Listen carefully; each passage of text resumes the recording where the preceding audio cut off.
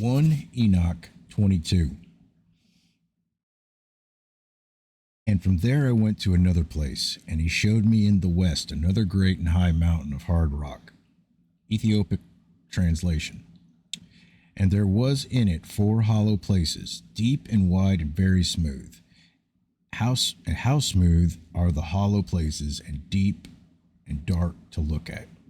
Greek translation. And there were 4 hollow places in it, deep and very smooth. 3 of them were dark, and 1 bright. And there was a fountain of water in its midst. And I said, how smooth are these hollow places, and deep and dark to view. Then Raphael answered, one of the holy angels who was with me, and said unto me, these hollow places have been created for this very purpose, that the spirits of the souls of the dead should assemble therein. Truly, that all the souls of the children of men should assemble here, and these places have been made to receive them till the day of their judgment, and till their appointed period, till the great judgment comes upon them. Ethiopic translation. I saw the spirits of the children of men who were dead, and their voice went forth to heaven and made suit. Then I asked Raphael the angel who was with me, and I said unto him, this spirit, whose is it whose voice goes forth and makes suit? Greek translation. I saw the spirit of a dead man making suit, and his voice went forth to heaven and made suit. And I asked Raphael the angel who was with me, and I said unto him, this spirit which makes suit, whose is it, whose voice goes forth and makes suit to heaven? Context explained. Sheol, Hades. The entire chapter of 1 Enoch 22 introduces and describes the container of souls in the heart of the earth called Sheol in the Hebrew and Hades in the Greek.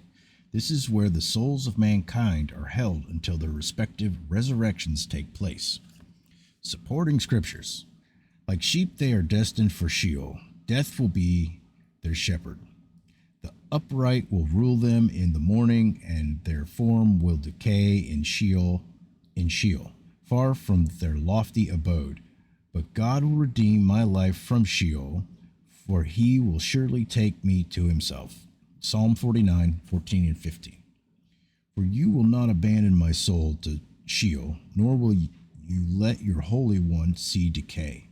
You have made known to me the path of life. You will fill me with joy in your presence, with eternal pleasures at your right hand. Psalm 16, 10 and 11. In Hades, where he was in torment, he looked up and saw Abraham from afar, with Lazarus by his side. That's Luke 16:23.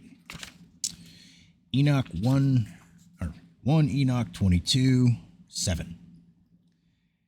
And he answered me, saying, this is the spirit which went forth from Abel, whom his brother Cain slew, and he makes his suit against him, till his seed is destroyed from the face of the earth, and his seed is annihilated from amongst the seed of men. Context explained. Son of the Father. As referenced in 1 Enoch 22, 1 through 6, the righteous souls of men who were murdered unjustly will cry out for justice before the angels who guard their area of Sheol. Those suits will continue until the Messiah resurrects them and eventually judges their murders. Supporting scriptures. What have you done? Replied the Lord. The voice of your brother's blood cries out to me from the ground. Genesis 4:10. All right. 1 Enoch 22:8. Ethiopic translation. Then I asked regarding it, and regarding at all the hollow places, why as one separated from the other? And he answered me and said unto me, these 3 have been made that the spirits of the dead might be separated. And such a division has been made for the spirits of the righteous, in which there as the bright spring of water, and such has been made for sinners when they die and are buried in the earth, and judgment has not been executed on them in their lifetime. Greek translation. Then I asked regarding all the hollow places, why is one separated from the other? And he answered me, saying, These three have been made that the spirits of the dead might be separated. And this division has been made for the spirits of the righteous, in which there is the bright spring of water. Context explained. Sheol, Hades. Here, Enoch is learning that Sheol was created to contain the souls of the dead in divided compartments to wait their respective judgments. These are the same compartments the Messiah described in his Luke 16 parable. Supporting scriptures. And when the Lamb opened the fifth seal, I saw under the altar the souls of those who had been slain for the word of God and for the testimony they had upheld. And they cried out in a loud voice, How long, O Lord, holy and true, until you avenge our blood and judge those who dwell upon the earth? Then each of them was given a white robe and told to rest a little while longer until the full number of their fellow servants, their brothers, were killed just as they had been killed. Revelation 6, 9 through 11. 1 Enoch 22:10. And this has been made for sinners when they die and are buried in the earth, and judgment has not been executed upon them in their lifetime. Context explained. Son of the Father. The souls of mankind will all be resurrected at some point. This is what Paul referred to as the resurrection of the righteous and the wicked in Acts 24. Once resurrected, each person will stand before the Messiah for judgment, as all judgment was given to him by his Father, the Creator. Supporting scriptures. Truly, truly, I tell you, the hour is coming and has now come when the dead will hear the voice of the Son of God, and those who hear will live, for as the Father has life in himself, so he has granted the Son to have life himself, and he has given him authority to execute judgment because he is the Son of Man. That's John 5:25 through 27. All right. 1 Enoch 22:11. Ethiopic translation. Here their spirits shall be set apart in this great pain till the great day of judgment and punishment and torment of those who curse forever, and retribution for their spirits. There he shall bind them forever. And such a division has been made for the spirits of those who make their suit, who make disclosures concerning their destruction, and when they were slain in the days of the sinners. Such has been made for the spirits of men who were not righteous but sinners, who were complete in transgression. And of the transgressors they shall be companions, but their spirits shall not be slain in the day of judgment, nor shall they be raised from there. Then I blessed the Lord of glory and said, Blessed be my Lord, the Lord of righteousness, who rules forever. Context explained. Sheol and Hades.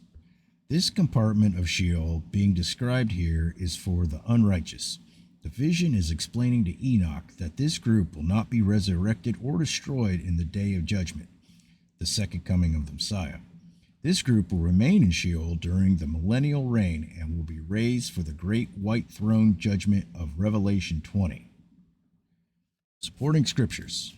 And many who sleep in the dust of the earth will awake, some to everlasting life, but others to shame and everlasting contempt. Daniel 2:12.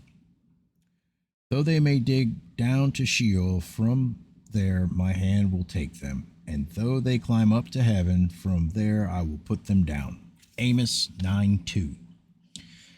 But Abraham answered, Child, remember that during your lifetime you received your good things, while Lazarus received bad things. But now he is comforted here, while you are in agony.